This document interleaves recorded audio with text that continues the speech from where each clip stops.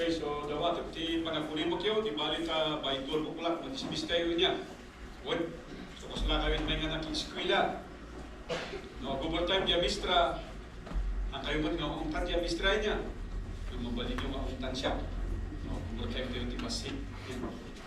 So, the text tayo tatapot dito ay Philippians chapter 3, ang tayo basa dito ay 21 verses all together. Beginning verse 1, go.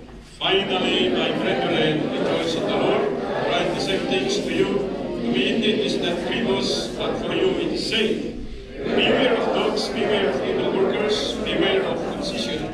For here the circumcision which worship God in the Spirit and rejoice in Christ Jesus. And have no confidence in the flesh. Though I might also have confidence in the flesh, if any other man thinketh that he hath whereof he might trust in the flesh, I more. Circumcised 8 days the stock of Israel of the tribe of Benjamin, and Hebrew of the Hebrews, as touching the law of Pharisee. Concerning sin, persecuting the church, touching the righteousness which is the law, blameless. But that things were gained to me, those I counted not Christ. Yet doubtless I count all things but loss for the excellency of the knowledge of Christ Jesus my Lord, for whom I have suffered the loss of all things, and do count them but dung, that I may in Christ, and be found in him, not having my own righteousness, which is of the law, but that which is of faith of Christ, righteousness which is of God by faith.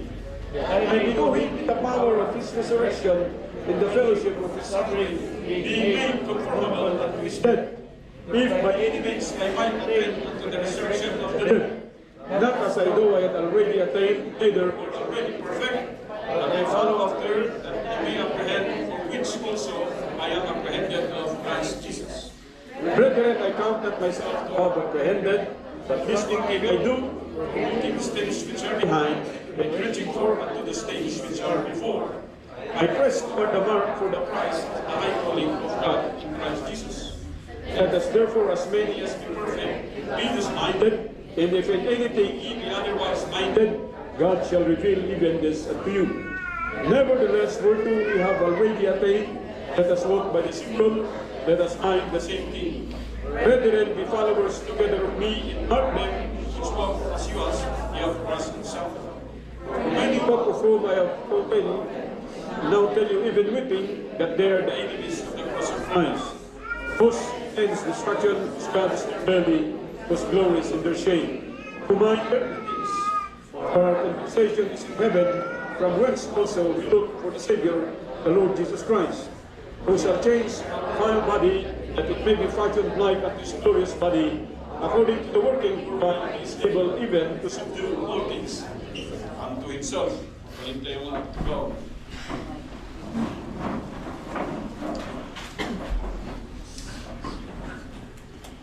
Kawatan iti panagbulimot ti Pugamisa, nageta cellphone siyo, kumain iti cellphone because we are in a worship.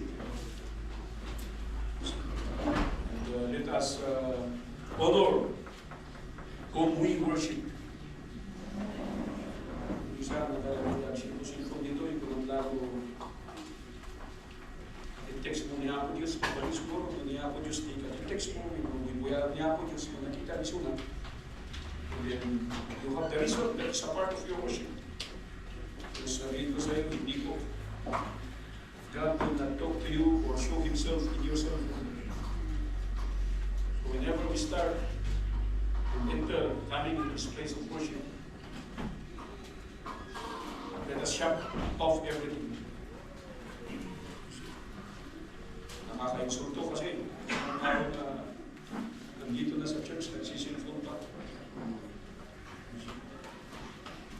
Mga asin balbaling tayo because we are coming to the throne of God, throne of grace and mercy.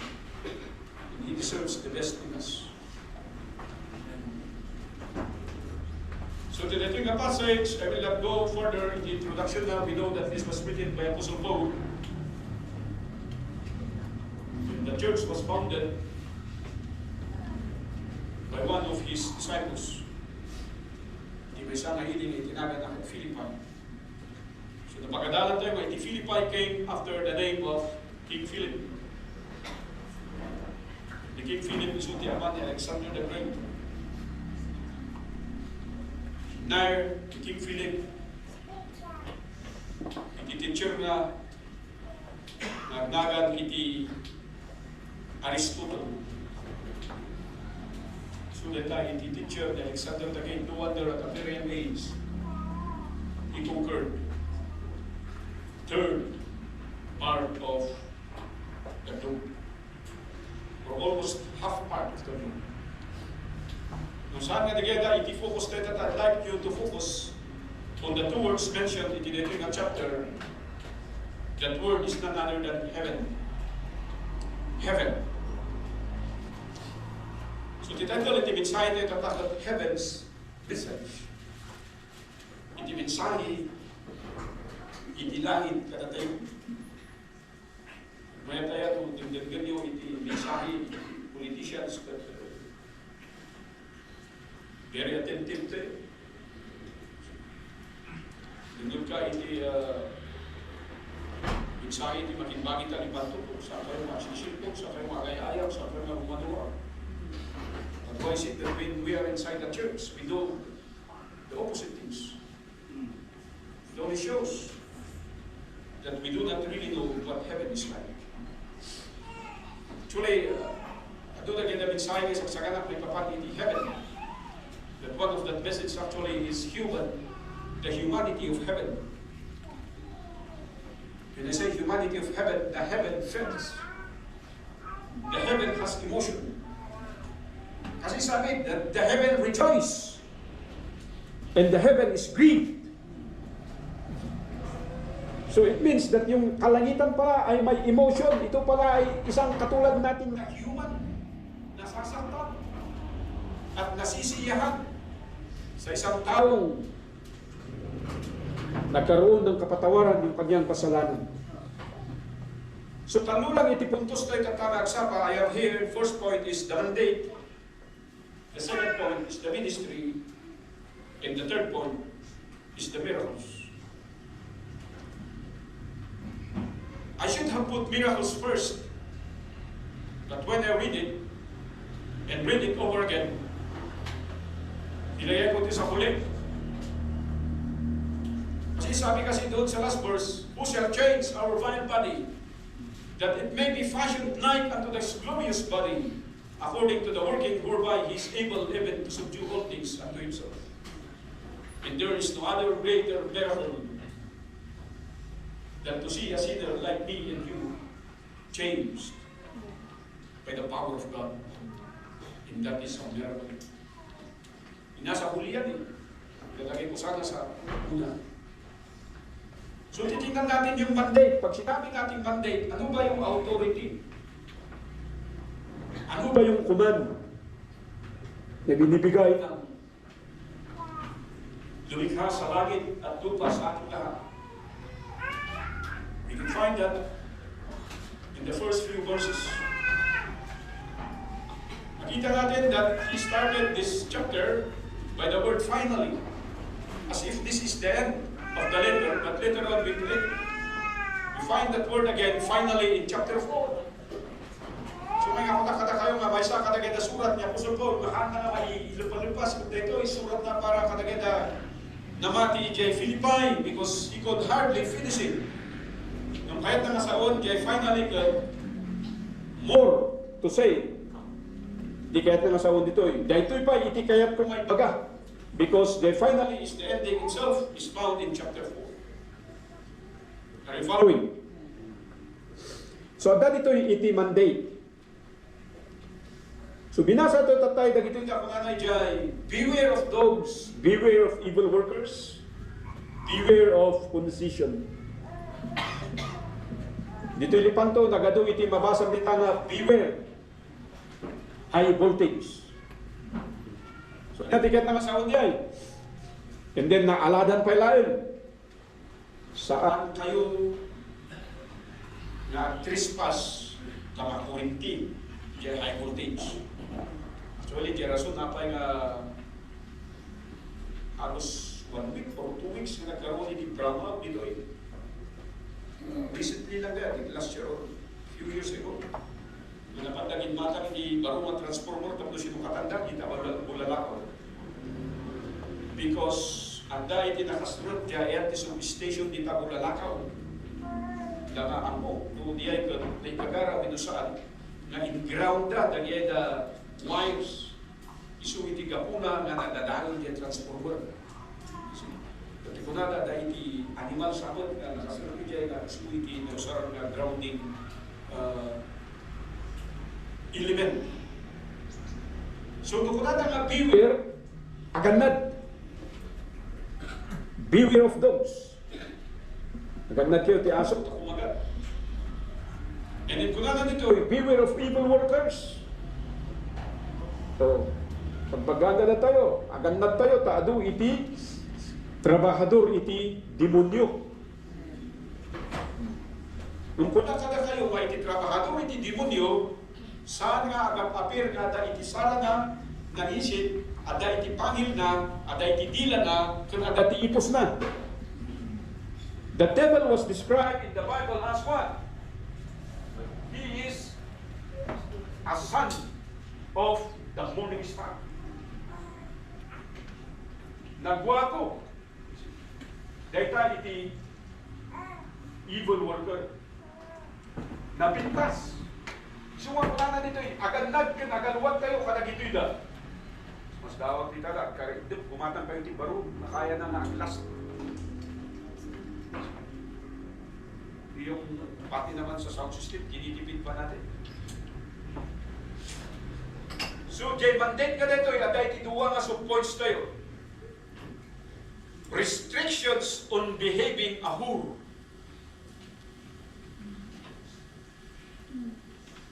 Beware of evil workers. Beware of circumcisions or concisions. Kung ano nito. Concisions ko diya, ang pampamarang na perfect. Ang pampamarang na awat di kamalina. Ang pampamarang na usto. Be careful tayo ti kastida ng klase kita tao.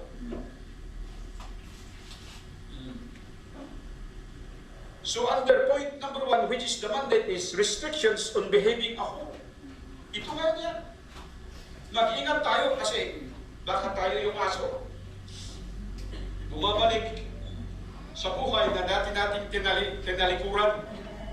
Ikas natin mangyari, iti kaduan ka na tayo. Doon yating sarwang, isu to subliyam, isu palang tikanan. And most believers are doing like that. Why? Because they are the fulfillment of the prophecies of the last days. Na magkaan kalagaro doon sa mga katunggan, ipapating tiyan mo, isu ako na, kano mga magpapaso, iti may isang tao, tikarbunan tayo lata, isurukin niya dati gusto, dohanda na dungag, we cannot force them. Ada jay free will tayo, nga magpili iti mayat, winumali. But mostly nga pilpilihan tayo kung jay mali, nga kuna tayo, nga mayat, iso dito jay kuna na nga, beware of concisions. Jay mali kaya, nga kuna tayo nga, sa tayo lang namuan nga mali, nalilaw tayo. So, nagito'y tayo tibanbanag, nabantayan tayo. And then, kung titingnan natin yung the following verses, for we are circumcision, which worship God in the Spirit, and rejoice in Christ Jesus, and have no confidence in the flesh. At sabi niya dito, sa susunod na verse, sa verse 4, though I might also have confidence in the flesh, if any other man thinketh that he hath whereof he might trust in the flesh, I more. So sinasabi ni Apostle Paul dito na kung meron ng tao na dapat magkaroon ng confidence sa kanyang pamilyang kinabibilangan, sa tribong kinagisnan, at sa kaalaman, ako na, sabi ni Apostle Paul. So, kung yung mandate, restriction on behaving ahur, iwasan natin yung mali. At ito naman, reminder on becoming in worship. Kaya sinasabi ko kanina, pag worship na, mag-worship tayo. Hindi kung ano-ano yung ginagawa natin. Klaro? Let us be reminded on what is becoming of us when we are worshiping God. Kaya hindi tayo nagbabago, hindi na antik ang puso natin, napakayabang natin, kahit sinasabi mo na humble ka, bakit po ba? Because we are not really worshiping God. We come here to worship ourselves. Palagi ko sinasabi sa inyo, pag worship ito, mag-worship tayo. Mag-behave tayo. Kasi sabi niya dito At yung worship na yan, dapat mayroong rejoicing. Dapat masaya tayo. Oh, smile, smile. Itmile. Oh. Dapat umayaw dito yung naragsak kayo, di ba? Nagsasabat ti kids iti Maribig, kids iti Lipanto, kids iti Pakpakungan, wino, yung pag-iiriya kita. Sapit pa lang sabat, minumula lang po. Oh. And then kids ti Mangkayan, poblasyon. So, agyaman tayo, nagsasabat na tata. Kasi dyan kayo mga kids dito, so dapat naragsak kayo. Amen. O, dapat naisip kayo. Nahan ko mga lang natatay, naisip na kanayon ng dikar. At dati ay katatayo dyan rejoicing. Why? Because we are worshiping that true God.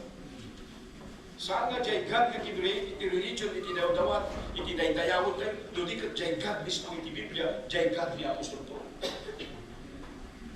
And when we worship the God of the Bible, we give Him the best in life. Jay kasasayatan, kamamayatan. Jay behavior. Jay eskwelahan nyo, hanyung mararabidin niya tata. Jay, huwag mo tatano, dabaw ti teacher gano'n dabaw ti teacher, awan niya. Jay estudyante ti, dabaw ka. Kayo ti, dabaw na niya, bautan nyo dyan teacher, mong tanda na kayo. O, lumahan nga kas Jay, hindi na kami, tumayag ti eraser. Tumayag ti basuraan.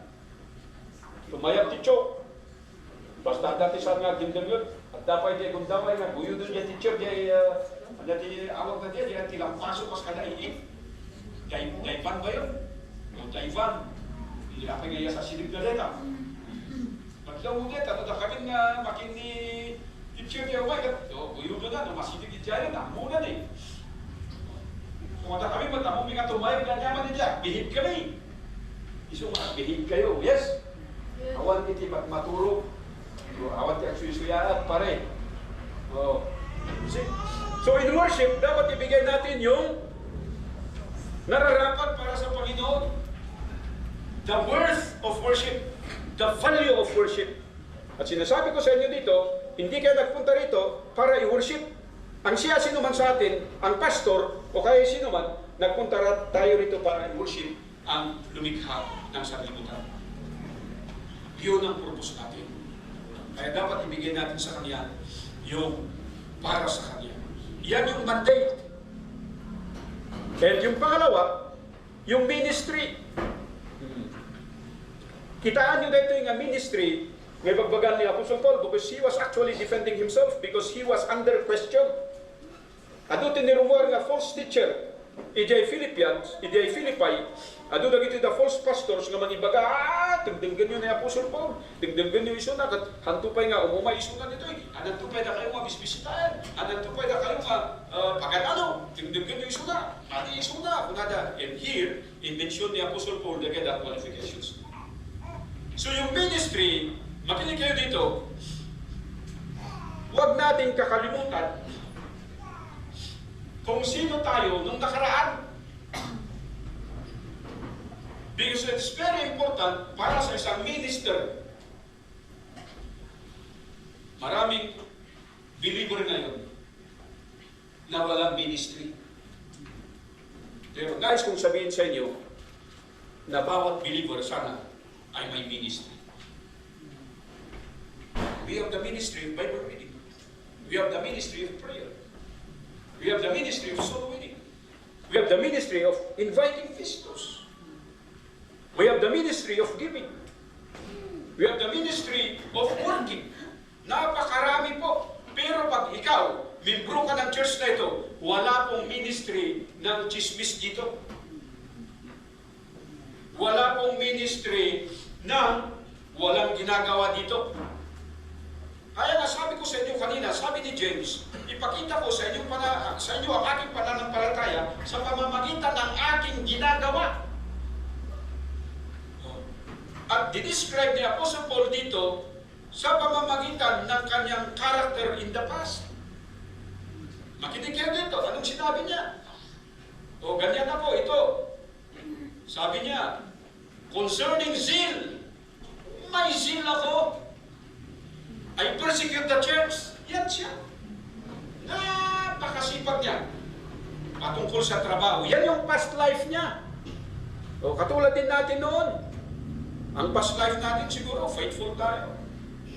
Every Sunday, nagtitirig tayo ng kandila sa simbahan. O, baka yung iba sa inyo dito, hindi ko alam kung mayroong rampo-rampo kayo. Sa, ano yun? Knights of Columbia. Dati rampo-rampo din eh. O, meron pa silang seminar meron. Nais ko sabihin siya, si Apostle Paul, may zeal ako. Sabi niya, persecuting the church, touching the righteousness which is in the law, blameless. I am blameless, sabi niya. Yung past life ko, kung titingnan niyo ang batas ni Moses, blameless ako, sabi ni Paul. Oh. Kaya para pag magkaroon ka ng ministry, makinig ka rito. Ikaw na walang bahagi, walang ginagawa sa church na ito, makinig ka. Tingnan mo yung past life mo kung siya sino ka. May isa ka naman nagpasor, ngayon salakan lang ang babae, iti grasya ka ngayon, iti Diyos. Isumas kuliyan tayo na ita, iti babaan, iti panag tayo, panag-Krispito. Kat may involve tayo iti ministry ko. Kapag nalapit na po kayo iti simbahan na, what the ministry na, and let me tell you that that's not the church. That Christ established. Kasi kung titingnan mo, may ministry, yung mga disipulo ng Panginoong Kristo. The book of Acts, kaya nasulat yung Acts. Ano yung ginawa ng pananampalatayang yun? Na sinulat ni Dr. Luke doon sa Gospel niya sa Luke. Kung paano binago ng Gospel ang buhay ni Apostle Paul. And the Gospel of Luke was written specifically to describe the Gospel that was received by Apostle Paul. In the book of Acts was specifically written to describe what is the ministry of that gospel that was received by Apostle Paul. Mayroon po silang ginagawa. Sinabi ba rito na lahat sila ay tumigil sa kanilang ginagawa sa buhay? Hindi. Nagtatrabaho rin sila, nagninegosyo rin sila. Mind you, na may mga kasama si Apostle Paul, yung House of Lydia, o kaya si Ma'am Lydia. Sila po ay mga businesswoman. Hindi sila tumigil sa pagninegosyo, pero ginamit nila yung negosyo nila para may share yung gospel sa mga tao. Mali kasi yung alam mo na kailangan bang tumigil ka sa pagtatrabaho para makapag-serve ka sa Panginoon? Hindi! Kaya naghahanap ka ng rason. Pag-aalaga ng mga bata para hindi ka makashare ng gospel? No! Hindi yan rason. Tingnan ninyo yung gospel class natin for the past few weeks or days na lang, sabihin ko na lang. We are on that level, 700 plus in attendance sa ating gospel class. Yung pinakamalaki dyan is 800. That was, I think, last year. Malapit natin isurpas yun yung goal na yun. Kasi na-involve yung mga kabataan natin, yung mga missions natin, nalaman nila, ito pala yung ministry ng church. Pero ikaw na napakatagal mo na sa church, wala kang ministry. Kung may ministry ka man, yung adverse, yung kabaliktaran, yung ginagawa mo, unfaithfulness, pagdadakdak, pagkukomplain, pagmamurmur, dyan lang tayo magaling, matakot po tayo. Sana ay magbago tayo. Under that ministry, yung second point is confidence in the present. Kaya sabi niya sa verse 7, but what things were gained to me, those I counted, those for Christ. Yeah, doubtless, and I count all things but loss for the excellency of the knowledge of Christ, Jesus my Lord, for whom I have suffered the loss of all things, and do count them but dung, that I may win Christ. Ito ang trabaho ng ministry natin. Let us do ministry to win the approval of Christ.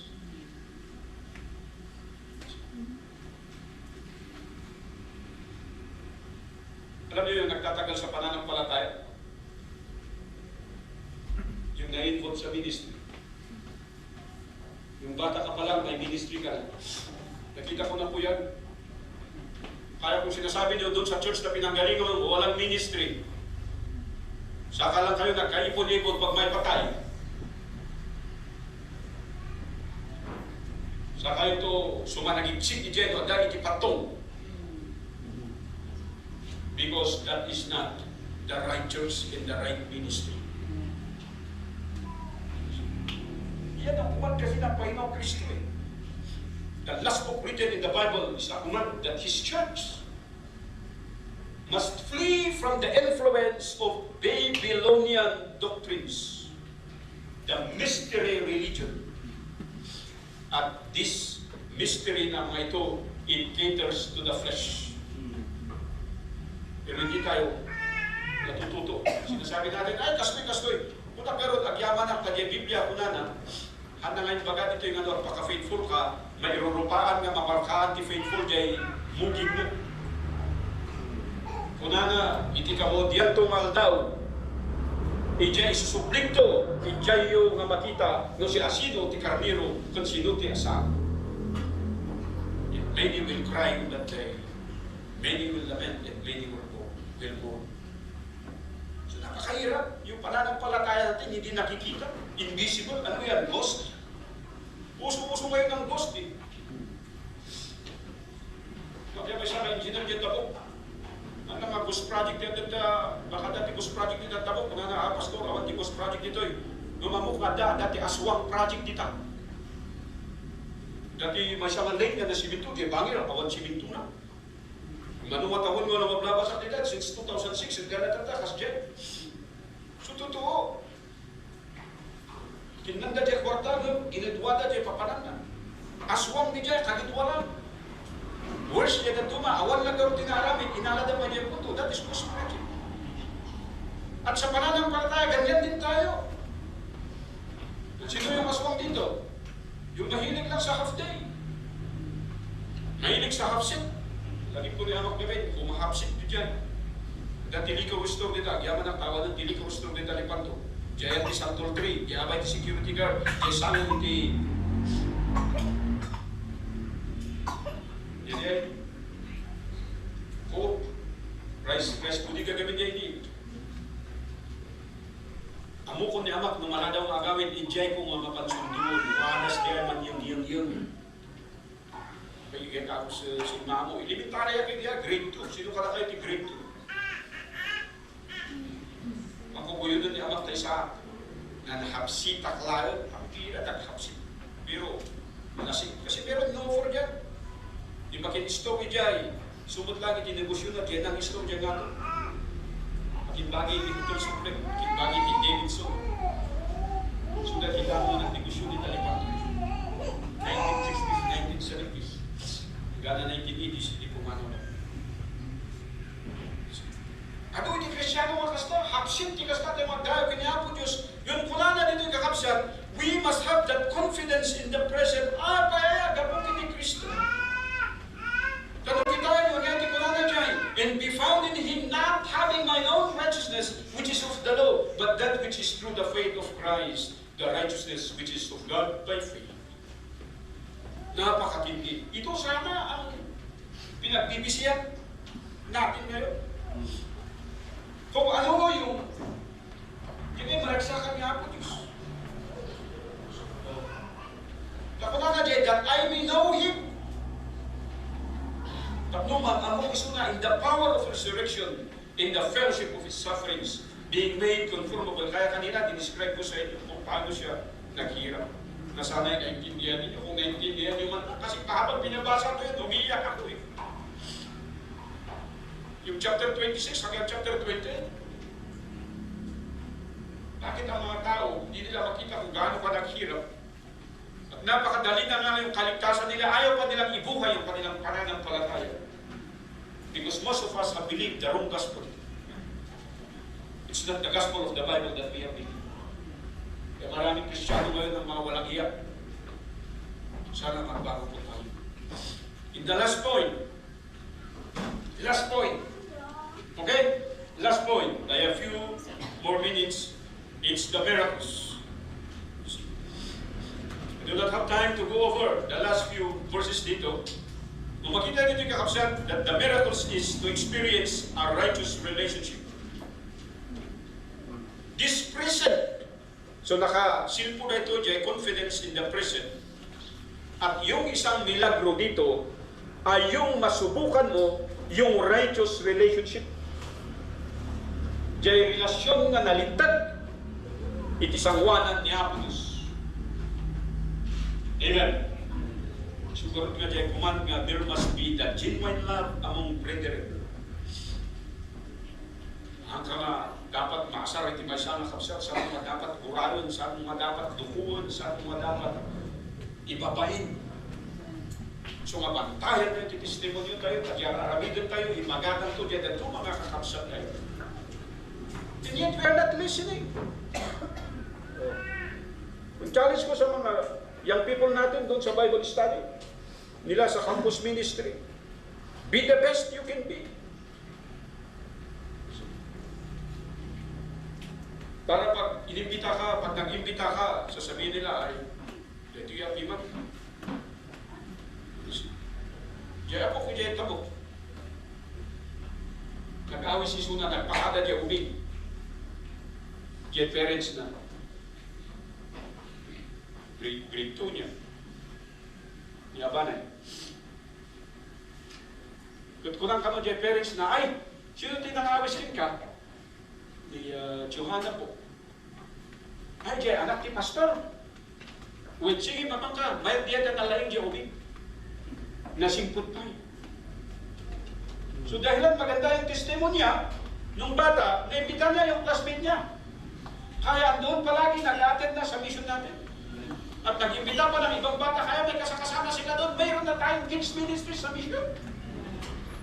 Why? Because these kids, behave themselves. And they want to excel in everything. Ako di kontrapilo ni Joanna, ay di kanuta. Tingin, may katoy. Sino na mawiskin ka? Ako nakin niya nga, ay, agamis ka ng tibisita.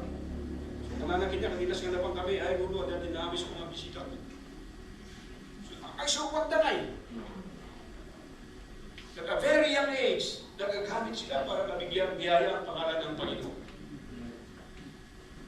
Ito i-challenge ka na tayo dito eh. Ilang taon na tayo naging Kristiyano. Pag-graduate na tayo sa ating young people life.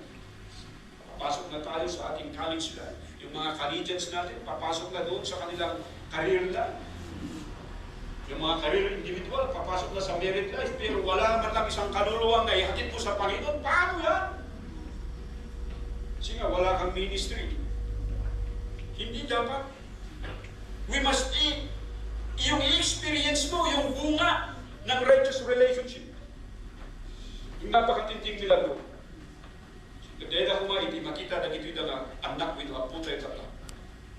Magyaman na kalagay na nag-awis ka naging napay kumakasan sa mga mahumang agawamis. Ito yung mga mo, dito timbagan niya ako Diyos, nag-ito'y dati ag-remain, nag-ito'y dati ag-body. But we pray na lahat sila mag-remain, amen? Yun palagi ang panalangin mo bilang isang teacher. Yun palagi ang panalangin mo bilang isang membro ng church. Pinapanalangin mo na itong bisita namin sa malataya sa pananampalataya. Pero nawawalan na tayo ng sigla. Bakit? There is no more righteous relationship with the Lord.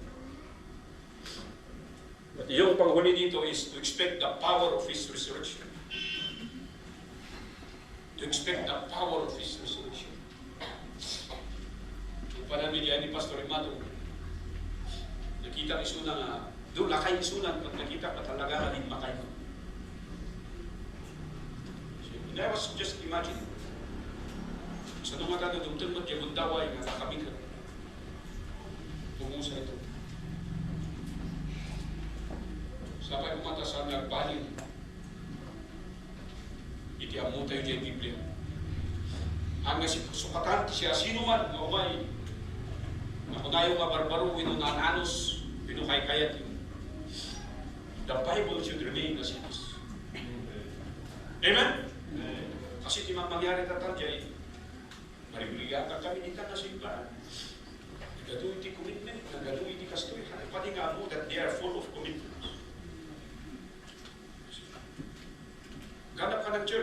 sasabihin mong church yun sa akin, at sasabihin ko sa iyo na hindi church yun kung walang commitment. Karamihan ng mga churches ngayon, wala silang commitment kasi meron silang inaasahan. Pera sa ibang bansa, sa ibang lahi. Kaya ito, as I close this message, one of the greatest dreams and prayers we ever have is to have a property within the Trinidad and Baguio. Hindi ito mangyayari kung walang commitment ang bawat isa. Amen? Amen. Hindi na duma ka na kayo, panangkita yung ligan. Yung siya, napadasa. Padasa ka nag-iskwila, nag-alis akin na duma-duma, nakadaita kakapsat ko. Masa ka iskwila nga awan, iti permanent address ko. Babayan iti grasya na ako, Diyos, tandar niya simbahan, nakatulpusan. Kanawalan tayo simbahan, baka may sa kanagada kang kamatan, iti po pulis, pinutilid ko. No, kaya tayo managada anak, membro dito, siya sino man, kada kayo mayang people. Dahil ipagyanan nyo. Ano yung mga problema na? Napaka-faithful kayo lang. Why? Because that is the power of His resurrection. Diyan bunga itibiyag. Mag-expired at dahil eternal na. And as I close again this message, Pastor, di ba? Napatayo dyan lang ito, tapos umatang dyan ka lang di property. Sabihin ko sa iyo, the heaven will be abolished and the new heaven will be created. And the new heaven is in this earth. The presence of God will be with us forever and forever. Kung hindi masira itong worship place natin, worship place pilit natin ito forever and forever. Magkagather lang tayo doon sa Jerusalem during the feast, the biblical festival. Ganyan kasimple yung Biblia, pero naniniwala kasi tayo sa mga paturuan ng mga kulto eh. Walang church, house worship lang. Walang giving, walang choir, ang daming sinasabi. Gusto nilang sabihin na walang ministry. Pero tayo po ay meron. At isang milagro, sabi ko nga sa inyo, na yung buhay mo ay nabago. Dati makasarili, ngayon ay hindi na. Dati, punong-puno ng sama ng loob, ngayon ay tuwang-tuwa kasi nai-involve sa ministry. Tumakdor tayo amin, let us pray. Apo Diyos na manidayaw, at ato'y kami tatanga nagsaka. Saan kung amo, no kasanong nga, nagtrabaho, dito nga mensahe, kaya gito'y nga, anak mo tayo. Pangasin ka, tugnaran may tirig namin, at dahil isa sa umako Diyos, magpapalagip ka na kami. Anya ti araminan mi, anya ti panunod mi, anya ti karakter mi, and behavior. At dahil ti ministry, mapanipakitaan mi, din ito yung napamana. Masapay ko mga ako Diyos, na-experience mi, nagyan na milagro. Actually, may sana ako Diyos na milagro mi.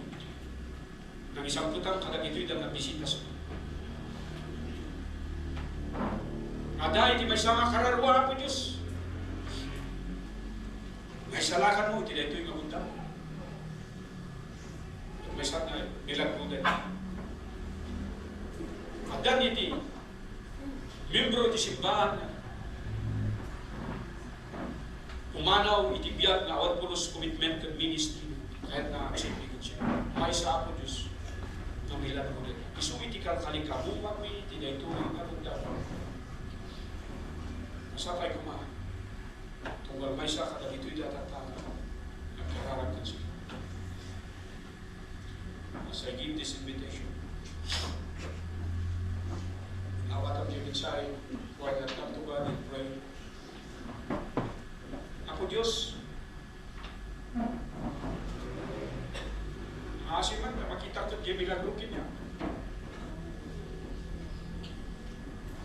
Nabayag ako nga namati, nabayag ako nga karkararang. Yung may isang milagro, di pa nagsumbat mo iti kararang. Ang asim nga po, Diyos, laganggam na ito yung napakasin. Can you say that? The IT ministry, let me avail myself to that ministry. You have a mandate, let me be a part of your command. To obey you, to be a blessing, not only for myself, but for others. Come on, talk to God.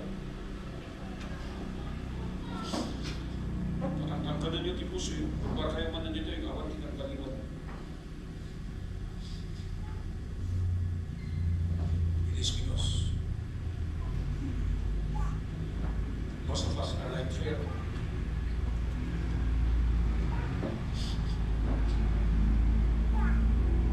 We are bad-mouthing God in our life.